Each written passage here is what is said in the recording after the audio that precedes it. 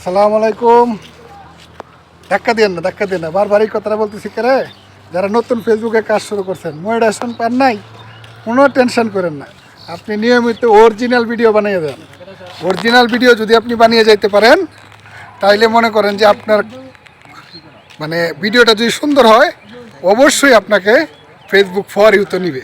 তো আপনি ভিডিওটা সুন্দর করার দিকে মনোযোগ দেন এবং বিভিন্ন যারা ভিডিও ছাড়ে তাদের এখানে গিয়ে গঠনমূলক কমেন্ট করে আসেন, রিপ্লাই কমেন্ট করে আসেন। তাহলে আপনি ভালো ভিউ পাবেন, ছড়িয়ে যাবে আপনার ভিডিওটা। আর বাঙালির মতো হুদুকে মাতাল হইয়া যে আজকে লাখ লাখ ডলার কামাইলাম, এই চিন্তাটা করেন না, কারণ এটা সত্য না।